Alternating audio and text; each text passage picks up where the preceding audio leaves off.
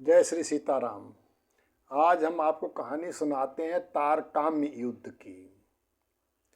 आपने स्त्रियों के लिए युद्ध तो बहुत सुने हैं, देखे भी होंगे।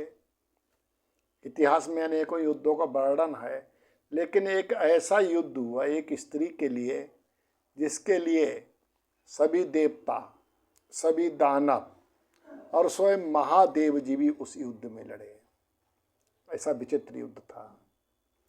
इसी कथा श्रीमद् भागवत महापुराण के 9वें स्कंद के 14वें अध्याय में मिलती है। देवगुरु बृहस्पति जी की पत्नी का नाम था तारा।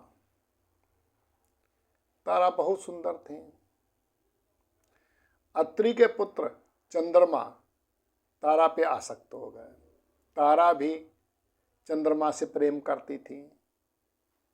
इस प्रेम कहानी में चंद्रमा तारा को लेकर चले गए। चंद्रमा ने तारा का हरण कर लिया।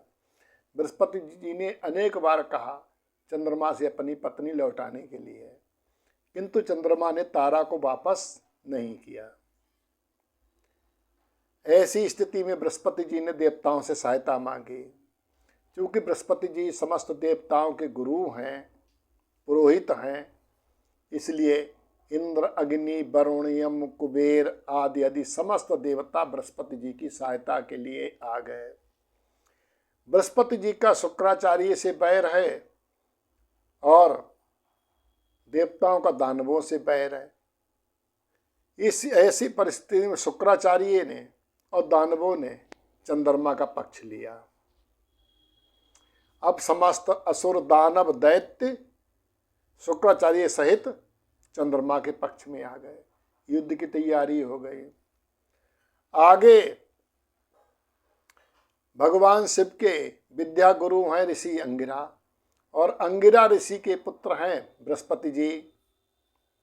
तो भगवान शिव भी अपने गुरु पुत्र का साथ देने के लिए युद्ध मैदान में अपने नंदी, भृंगी आदि समस्त देव, गणों, भूत प्रेतों को लेकर युद्ध क्षेत्र में आ गए। अब एक ओर समस्त दानव शुक्राचार्य, एक ओर देवता और महादेव जी के साथ पूरी सेना। बड़ा भयानक युद्ध हुआ। ऐसा लगता समस्त सृष्टि मिट जाएगी। तब अंगिरा जी ने जाकर बृहस्पति जी से प्रार्थना की और बृहस्पति जी से बाद में अंगिरा जी ब्रह्मा जी से प्रार्थना की युद्ध बंद करने के लिए।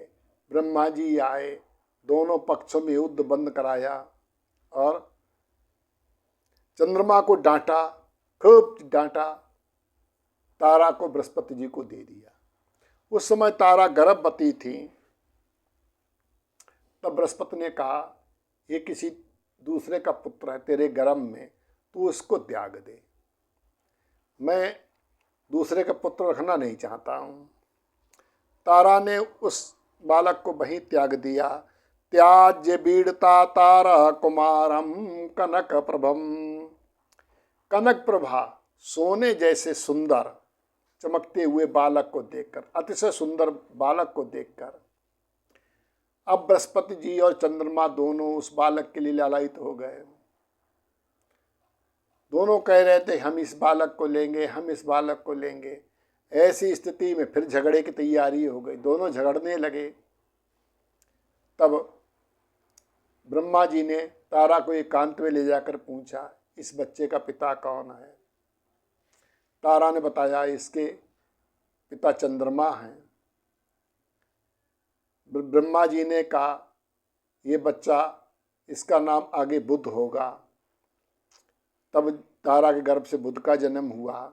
इन्हीं बुध का विवाह इला नाम की राजकुमारी से हुआ, जो राजा सुदुम्न थे। इनकी कथा पूर्व में आप सुन चुके हैं।